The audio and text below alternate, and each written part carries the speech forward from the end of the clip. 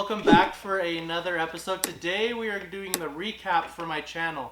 I say we have been now on YouTube for about, I'd say about 8 months, and so this is going to be my yearly recap of what I've done so far on the channel. You guys have met Wyatt in some of my videos, and also in the future there may be some big changes coming. He may end up being a part of the channel, so Stay tuned for that. And then we're gonna start just reviewing kind of what we've done with the cars. We've been doing a lot to the GTR. We've been doing some stuff to the Camaro. We've been doing stuff to the 350Z. And so primarily what we're gonna focus on today is the GTR and the Camaro.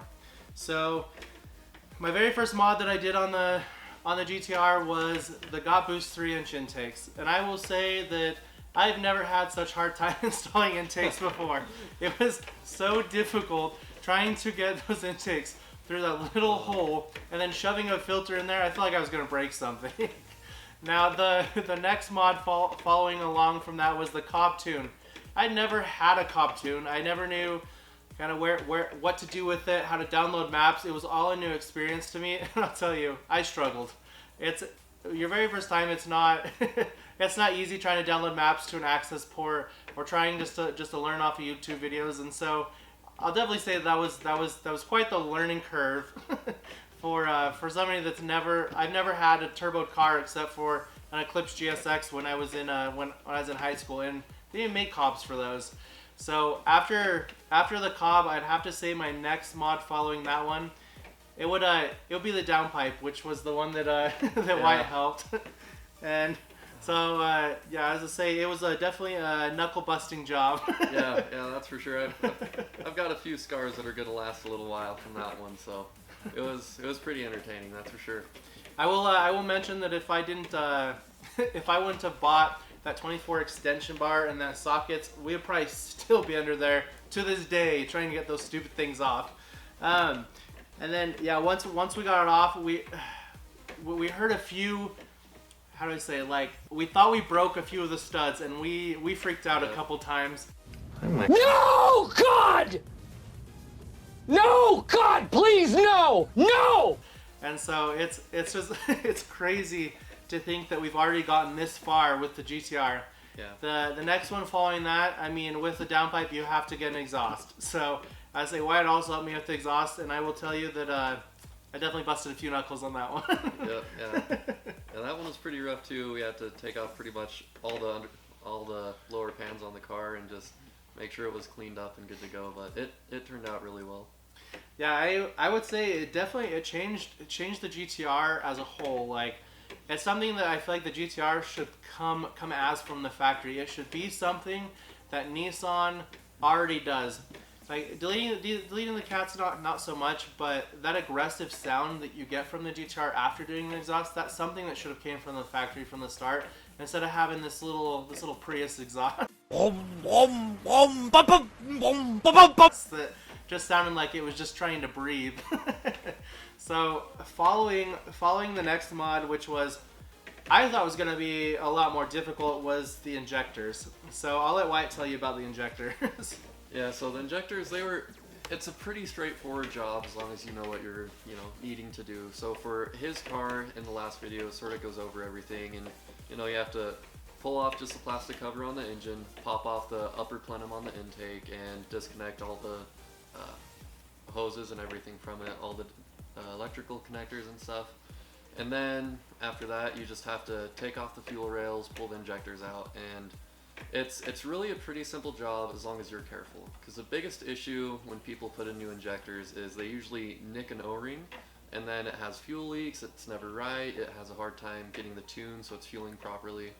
So the biggest tip when you're installing injectors is just use a little bit of Vaseline or maybe a tiny bit of grease around the O-rings when you set them in. That way it just goes in smoothly. You're never gonna catch me! And we did it, and we didn't have a hitch, so it went really well. I'll say that Wyatt, I probably wouldn't have done that step. I probably would have tried to push those injectors in and just hope they fit. So after we got those in, I was super nervous to start the car. As you guys see in the video, it sounded like it wanted to start, and then it sounded like it wanted to die. So I was like, oh crap. I was like, we either got a fuel leak or we just need to build back up the fuel pressure. So super happy that all of that went well. Honestly, the injectors were probably one of the easiest things. I'd say the downpipes were definitely the hardest. And after that, we decided to tackle the AAM fuel pumps, which also I thought were going to be super difficult. Yep. And in reality, they were actually a piece of cake. So. Yeah, they're pretty easy overall. And in the video, you don't see us wearing gloves. I would recommend it as long as you have a nice pair of gloves that, you know, go up like halfway up your arm. But besides that, it was a pretty simple job. You just really have to be careful with that plastic because it's brittle and it can break. So. And you guys will also hear me hinting to Wyatt about the rags. Yep. Like, and there you need rags. You need rags right there. Yep. So just to clean up the fuel.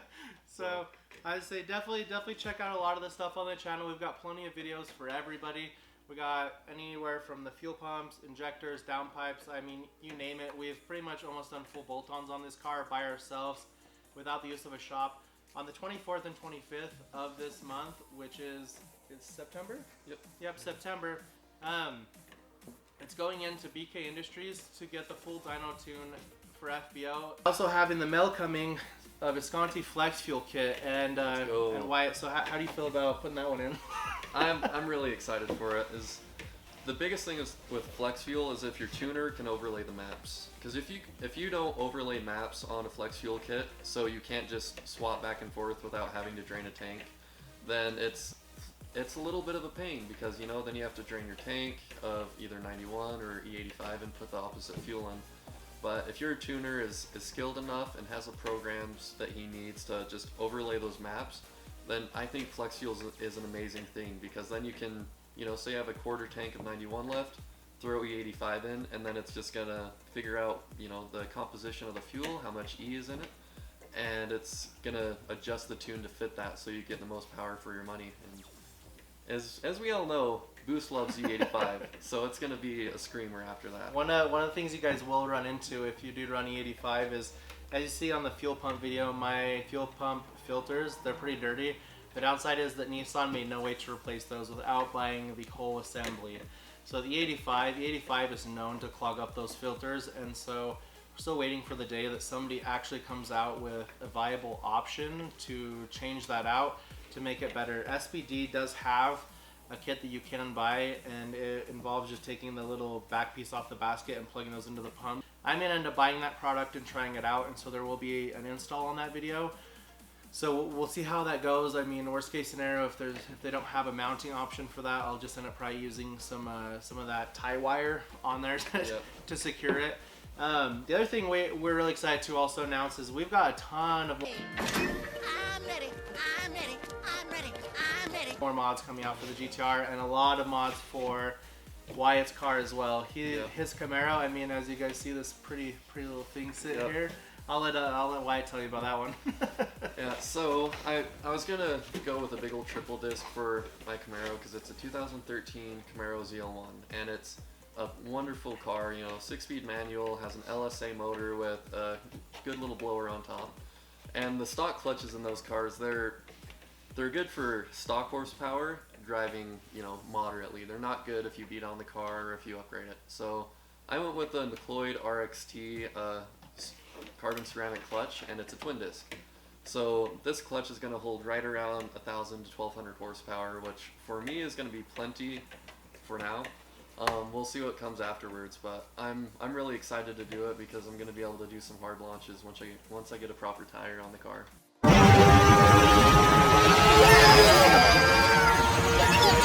So He also wants to keep up with the getter. Yep, eventually. Dude, I almost had you.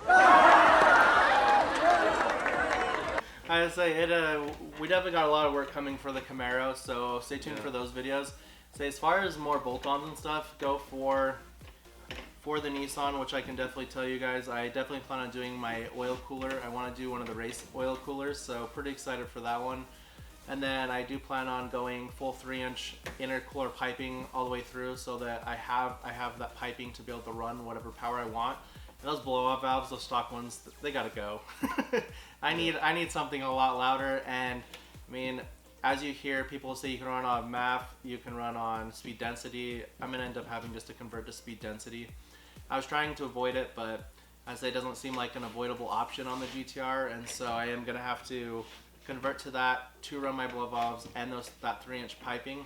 And I've also got a bunch of aerodynamic mods that I have coming for the GTR as well, so definitely stay tuned for those.